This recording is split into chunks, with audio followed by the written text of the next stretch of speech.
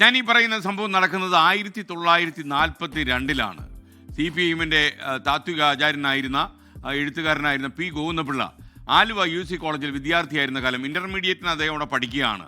ആത്മീയതയോടും കോൺഗ്രസ് പ്രസ്ഥാനത്തോടും ഒക്കെയായിരുന്നു അന്ന് ഈ പി ഗോവിന്ദപിള്ളയ്ക്ക് വലിയ താല്പര്യം. കോളേജിൽ PGയുടെ ജൂനിയറായിരുന്നു PK വാസുദേവൻ നായർ, കേരളത്തിൻ്റെ മുൻ മുഖ്യമന്ത്രി.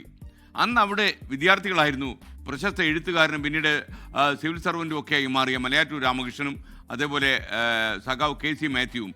ഇവരുടെ സ്വാധീനത്തിൽ PKV ഓൾറെഡി ഒരു കമ്മ്യൂണിസ്റ്റുകാരനായി മാറിക്കഴിഞ്ഞിരുന്നു. ഉറ്റ സുഹൃത്താണ് PKVക്ക് PG എന്ന ചുരുക്കപ്പേരിൽ അറിയപ്പെടുന്ന പി ഗോവിന്ദപിള്ള. അദ്ദേഹത്തെ കൂടി ഒരു കമ്മ്യൂണിസ്റ്റ് ആക്കണം എന്നായിരുന്നു PKVയുടെ ആഗ്രഹം.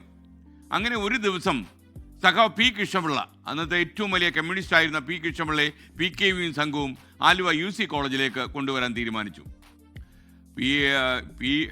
P കൃഷ്ണപിള്ള വരുമ്പോൾ കാണണം എന്ന് PGയോട് പറഞ്ഞു. അദ്ദേഹത്തിനെ അന്ന് P കൃഷ്ണപിള്ളയെ സഖാവ് എന്നാണ് വിളിച്ചിരുന്നത്. ആദ്യമൊന്നും PG അങ്ങോട്ട് സമ്മതിച്ചില്ല. എന്തിനാണ് നമ്മളിപ്പോൾ ഇദ്ദേഹത്തെ കാണുന്നത്? എന്നാൽ PK വല്ലാതെ നിർബന്ധിച്ചു. അവസാനം അടുത്ത സുഹൃത്ത് പറഞ്ഞതുകൊണ്ട് P ഗോവിന്ദപിള്ള വഴങ്ങി. എന്തായാലും സഖാവ് കൃഷ്ണപിള്ളയെ കാണാം എന്നേറ്റു. സഖാവ് കൃഷ്ണപിള്ള ഏതാണ്ട് ഒരു 3 മണിക്കൂർ സമയം ഈ പി ഗോവിന്ദപിള്ളയുമായിട്ട് UC കോളേജിൽ ഹോസ്റ്റൽ മുറിയിൽ അടച്ചിരുന്ന് സംസാരിച്ചു.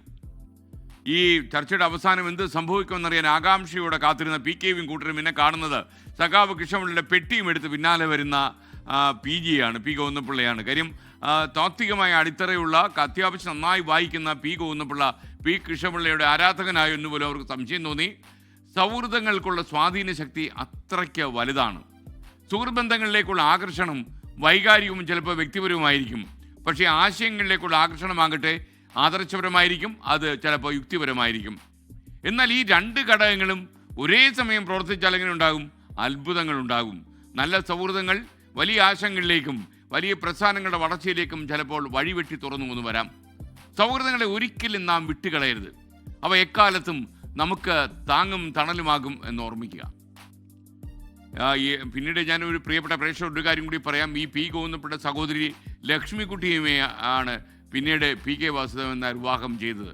പിൽക്കാലത്ത് കമ്മ്യൂണിസ്റ്റ് പാർട്ടി 2ആയി പിളർന്നപ്പോഴും മരണം വരെയും PKVയും PGയും വളരെ നല്ല സുഹൃത്തുക്കളായി തുടർന്നു. പി ഗോവിന്ദപിള്ള CPIഎമ്മിലും PK വാസുദേവൻ നായർ CPIയിലും ആയിരുന്നു എന്ന വ്യത്യാസം മാത്രം.